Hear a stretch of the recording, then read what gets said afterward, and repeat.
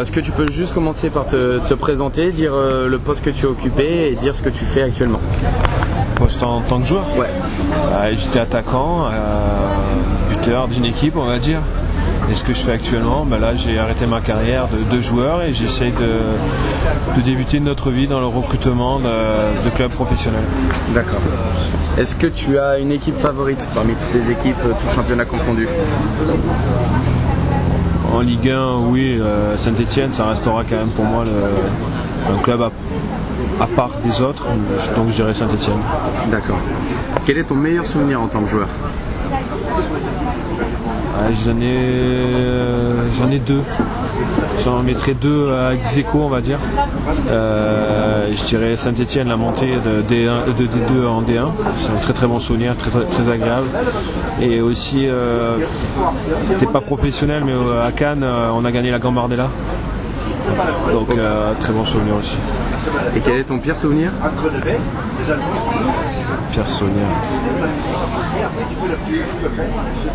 C'est bizarre ma fin de carrière. Ta fin de carrière, pourquoi? Parce que c'est pas fini comme je le souhaitais. Et, quelques regrets, mais ça a été un moment difficile, je pense. C'était pas la fois où tu as été gardien de but et que tu as pris 3 buts non. face à Lille? Non, à la rigueur, ça c'est passé franchement facile. Ça, non, c'est passé très facilement. Mais un super souvenir quand même. Ouais, parce que le métier de gardien, c'est vraiment à part. Ouais, j'ai pas eu trop de chance. J'ai pris un péno, 2 buts un but je peux rien faire, et le dernier c'est pour moi.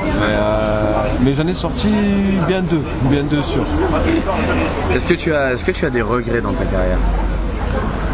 Ouais, des regrets de choix, des regrets début de carrière quand j'étais international espoir, que tu joues avec Henry, Trezeguet, Anelka, tu te retrouves un peu espoir du football français et j'ai fait un choix d'aller à Auxerre.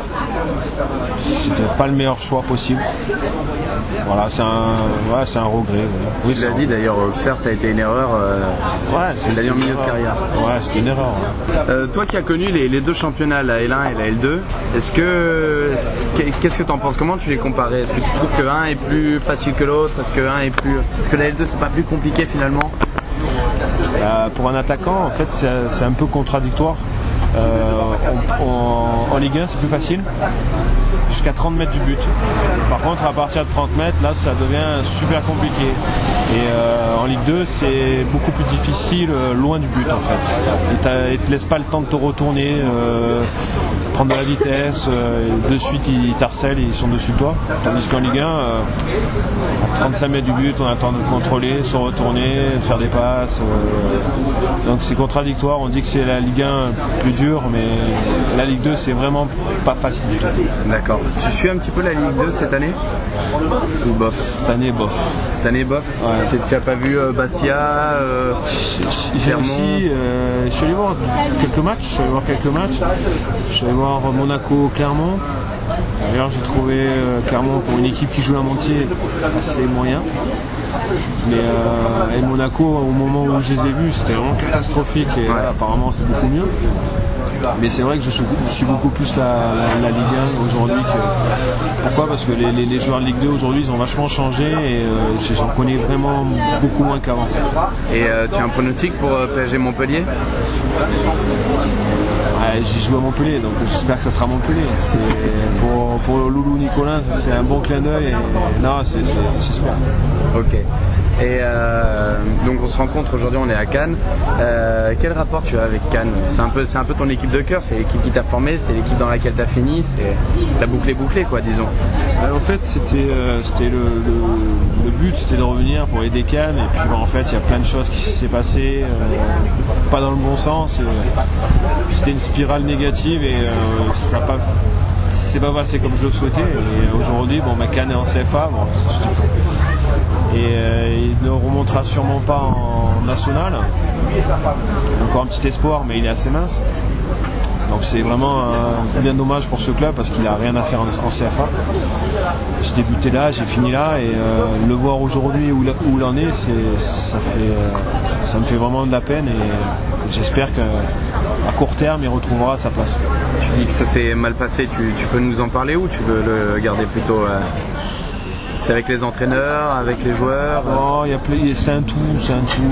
Peut-être que moi je suis aussi fautif, je me mets dedans aussi.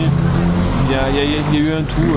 Je pense qu'avec l'expérience que j'ai acquis, j'ai su prendre du recul et me dire voilà, il y a beaucoup d'erreurs qui ont été faites, ainsi de ma part. Et aujourd'hui, voilà, le club il n'est pas à sa place. Donc j'espère que les personnes qui sont à la tête ou d'autres personnes qui vont arriver peut-être mettront ce club à leur place. Et voilà. Et pourquoi tu mets un terme à ta carrière? C'était l'âge, c'était les blessures, c'était les blessures. Là, ça fait depuis que je suis à Cannes, on va dire. J'ai une spirale de blessures qu'avant je n'avais pas. Ça s'enchaîne, on essaie de retrouver la forme. On n'a plus 20 ans non plus. Je dis pas que je suis vieux et je peux jouer, mais c'est vrai qu'on récupère moins vite qu'un jeune de 20 ans et à force de vouloir chercher cette forme continuellement, au bout d'un moment, mentalement, ça devient très difficile. Et fin d'année dernière, début d'année de cette année, le fait d'enchaîner ces blessures, ça m'a bouffé mentalement et j'étais plus capable d'assumer ce rôle de joueur. Donc comme je suis quelqu'un de très franc et très sincère, je l'ai dit tout simplement, je dis voilà, je suis plus capable et la meilleure des solutions, ça serait peut-être d'arrêter et voilà, ce serait peut-être le moment est arrivé, puis c'est tout, c'est la fin d'une vie de joueur et une autre vie qui commence maintenant. Mais en tout cas, je le regrette pas, mais c'était un moment pénible. D'accord. Et donc maintenant, tu te lances dans le recrutement des joueurs. Tu veux dire que tu es consultant, tu es plus un agent? Non, pas spécialement, non. Aujourd'hui, chaque club professionnel, même amateur, peut-être amateur un peu moins, mais professionnel, ont besoin d'une cellule de recrutement. Pourquoi? Parce qu'aujourd'hui, le marché est beaucoup plus difficile pour les clubs français. Donc il faut qu'ils recrutent moins cher et assez bon. Donc il faut superviser énormément de matchs, aller trouver des bons joueurs dans des clubs de division inférieure ou à l'étranger. Et voilà, ça c'est un truc qui m'a toujours plu. Donc aujourd'hui, je mets à profit mon expérience et pour certains clubs, pour l'instant, je suis en train de réfléchir mon avenir. Mais pour ces clubs-là, ça sera ce profil-là. Et puis, soit dans l'équipe première, dans le recrutement, soit dans le recrutement de la formation. Parce que la formation, j'ai toujours aimé le fait de superviser des jeunes joueurs. Parce qu'ils ont un potentiel futur intéressant. Donc c'est ça qui me plaît, de voir leur démarche, la carrière qu'ils peuvent faire par la suite. Et d'ailleurs, à propos de ça, donc on a vu en ce moment, cette année le PSG avec les Qataris, ils ont eu un super budget. Ça commence à faire un petit peu débat en Ligue 1. Tout le monde dit oui, il faudrait plus d'argent pour les clubs. On voit que Marseille en manque, etc. Moi personnellement, j'ai émis l'idée que ça serait bien d'investir dans les centres de formation parce que je trouve qu'ils sont pas assez efficaces en France, comparé aux autres pays, par exemple à l'Espagne ou à l'Angleterre. Est-ce que toi, t'es de cet avis? Mais moi, j'ai été formé à Cannes quand Cannes était le club l'un des plus forts de formation. On avait une équipe de Gambardella, on a gagné la Gambardella. On a sorti plus de 15 joueurs dans cette année-là, professionnels. On fait une carrière professionnelle, dont le plus connu, Patrick Vieira. Ça a aidé à l'époque Cannes à se maintenir en D1. Aujourd'hui, j'ai un peu l'exemple, c'est Montpellier. Montpellier, quand même, ils ont su s'asseoir sur une formation qui est super parce que chaque année, ils sortent 2, 3, voire 4, 5 joueurs. Et ils recrutent très malin, pas très cher. Et ils vont recruter en D2 et puis des joueurs qui jouent plus en D1. Et je pense que dans les années futures, les budgets ne seront pas les mêmes. Avec les droits télé qui ont descendu, avec la prochaine présidentielle, on verra aussi. Ça jouera aussi. Il y a plein de choses qui vont changer dans l'année qui va arriver. Et je pense que le recrutement de joueurs de division inférieure et des cellules de recrutement, ça va être primordial.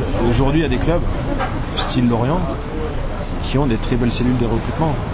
Montpellier ont une belle cellule de recrutement. Et c'est vrai que beaucoup de clubs veulent se procurer ces cellules. Et ce sera l'avenir l'avenir, ce sera la jeunesse, la formation et ces cellules de recrutement qui recruteront malin, pas très cher. Voilà. Ok. Est-ce que, c'est ma dernière question, est-ce que tu as un pronostic pour la Ligue des Champions, la finale? Je suis allé voir Barcelone, Milan AC là, récemment. Et je suis fan de Barcelone, donc ça va être Barcelone pour moi. Je pense pas que ça soit non plus la plus risquée. La plus risquée, mais bon, je suis fan de Barcelone. Franchement, j'adore leur style de jeu. J'aime bien ce club en général. Donc j'espère que ça sera Barcelone. Et Barcelone, je crois. Tout le monde en rêve, Barcelone-Real. Ouais. Tout le monde en rêve. Donc, Est-ce que ça, c'est pas un petit regret pour toi de ne pas avoir quitté la France en tant que footballeur, de ne pas avoir vu autre chose, un autre pays c'est pas du tout le même jeu, la Première Ligue, la Ligue 1, la Liga, la Serie A. Si, j'ai eu ce regret, j'ai eu pas mal de possibilités.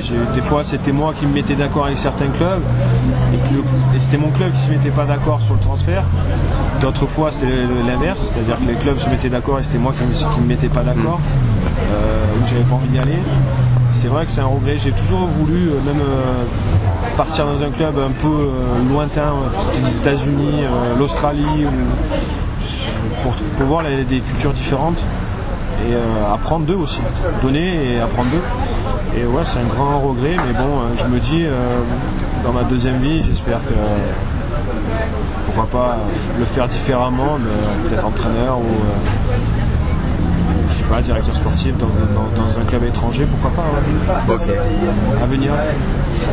Et je suis Lilian Compan et j'adore cette émission.